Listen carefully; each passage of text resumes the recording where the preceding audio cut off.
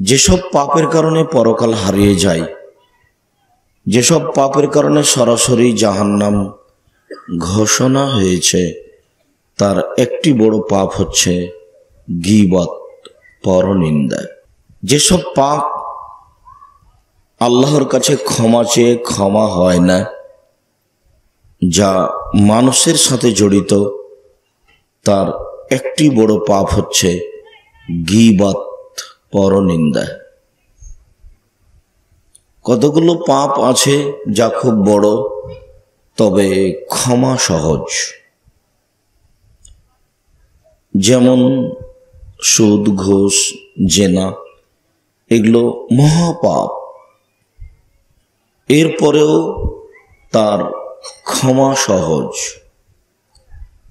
রাসূল সাল্লাল্লাহু আলাইহি ওয়াসাল্লাম বলেন, আল বিক্রু বিল বিক্রি জিলদু মিয়া ওয়া তাগরিবু সানা, আস-সাইয়্যিবু যানি আর-রাজম।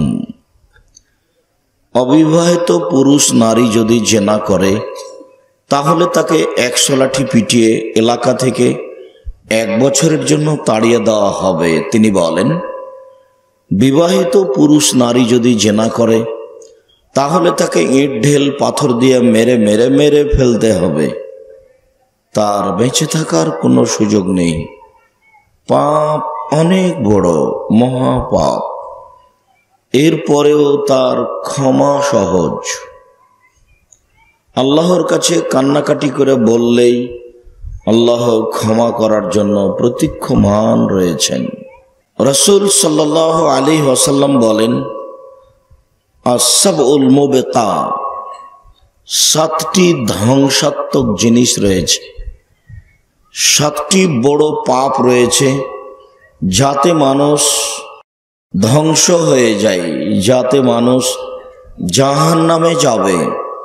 তার একটি পাপ হচ্ছে কাতলুন নাফস, মানুষকে হত্যা করা।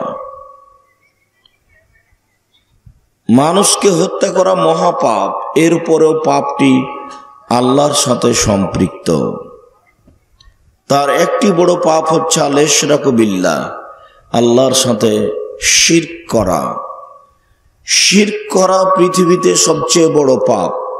এরপরেও তা হচ্ছে আল্লাহর সাথে জড়িত পাপ, তা ক্ষমা নেওয়া সহজ। তবে মানুষ যদি মানুষের বদনাম করে, গীবত করে, তাহলে তা ক্ষমা নেওয়া সহজ নয়। যত মানুষের বদনাম করেছে, সমস্ত মানুষের হাত ধরে ক্ষমা নিতে হবে। অন্যথায় বিচারের মাঠে নেকি দিয়ে বুঝিয়ে দিতে হবে। অন্যথায় নেকি না থাকলে সেই লোকের পাপ নিয়ে, তার পাপ কমিয়ে নিজের জন্য জাহান্নাম ঘোষণা হবে, তার জন্য জান্নাত হবে। বিচারের পদ্ধতি এরকম। জাদু করা মহাপাপ। জাদুঘরকে রাসূল সাল্লাল্লাহু আলাইহি সাল্লাম হত্যা করতে বলেছেন। এরপরেও মানুষ জাদু বিদ্যা শিখার পরে আল্লাহর কাছে ক্ষমা চাইলে আল্লাহ তা সহজেই ক্ষমা করে দিবেন।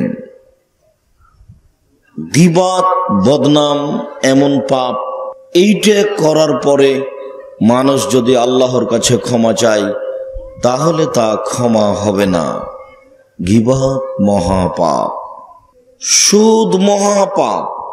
রাসূল সাল্লাল্লাহু আলাইহি ওয়াসাল্লাম বলেন, আর রিবা সাবুনা জুজান আইসারহান কারাজুল উম্মাহু, সুদের পাপের 70টি ভাগ রয়েছে। তার ছোট ভাগ হলো মার সাথে জেনা করলে যেমন পাপ হয়। সুদ বড় ভয়াবহ পাপ। সুদ জঘন্য পাপ। সুদ সমাজ ধ্বংস করা পাপ।